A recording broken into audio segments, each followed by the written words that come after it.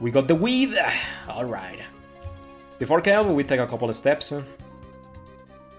Outside of step manipulation, you should set up Thief after using Exit from Dragon Valley, just to ensure your back attack protection. But this step route gets no encounters on the way to Val, and one pause. So we delay until here. Yeah, you want to have a step before touching the mountain, so down or to the right is fine. And set up a Thief. So Galuf goes back to that, no ability, but optimize. This attack we're going to use fairly often now that we have a heavier gear from Dragon Valley. We set up a character as a sort of sacrifice for the heavy equipment, because the other party members favor speed gear instead, and it's not as useful on others. Galuf does want the bone mail in particular to set up the undead flag for a suicide strategy on the big boat.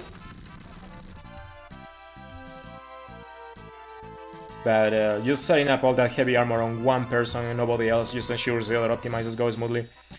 Anyway, to re-enter Val, you go to the back, pull the lever, and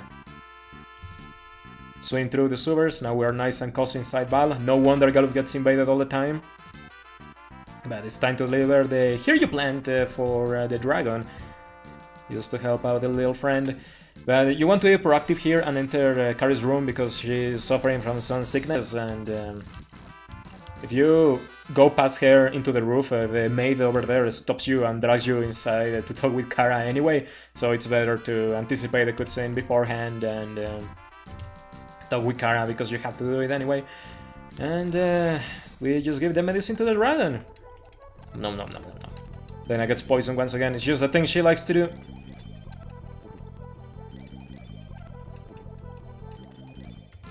Okay. Now we can fly and explore World 2 at long last. Much like the Hear You on World 1, this one doesn't advance the danger rate when flying, and it also cannot fly past mountains. So this is the only gap on this entire mountain range where you can exit and see other areas. But you just want to happen to land in front of this little island.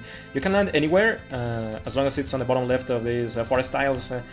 You just want to walk 3 tiles before entering the cave here, before the cutscene for the step route. That will be enough. But the island sinks, and now we can just go anywhere. You can visit Surgate, but this is Speedrun. We're just going into the next plot trigger.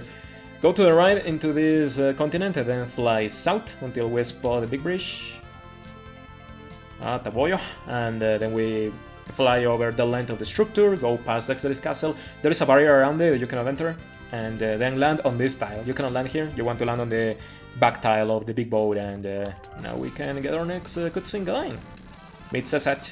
And get ready for war against Xdead. So you just want to go to the barracks here below deck, take a nap, get ready for battle. And then we get invaded! Oh no! The danger rate doesn't advance while moving through the ships, by the way. The ship rooms. But then you want to talk with Cesar again for another cutscene and enjoy Big Bridge for one last time. We don't get to hear this music ever again, so we better make the most of it. Alright, now after Cesar moves to the other ship, you start having these goblins move around, but you cannot battle with them unless you press the confirm button in front of them or on their vicinity.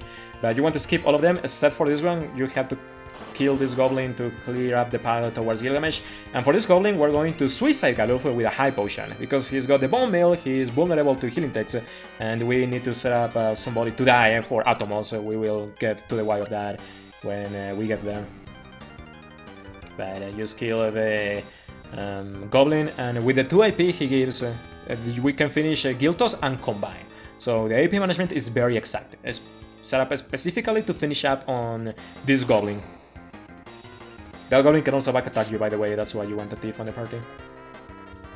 But now we're going to put these new skills immediately to good use. So Bars goes to Tife for the extra agility, so he can combine before others and start mixing up. You also want to optimize for the speed boosting gear. And then Faris... yeah, Faris goes to Chemist so that she can learn the mix command as well, eventually. But because she has Guild-Toss, it means that she can kill things in battle while working on mix at the same time. So And that's why the AP management is set up this way. And nothing on Faris. Yeah, she just wants her raw stats, so just wrong naked into battle, and that will be enough to work for our needs. And when you're ready, talk with Gilgamesh. Talking with him is what makes the battle happen. So first we'll have Bards come up, but you want to wait for Gilgamesh to attack and then wait for Faris' turn to come up as yellow, so that it's queued up after we mix. And you want to mix Phoenix Down plus Dark Matter to result in Death Potion. This inflicts Doom on the target.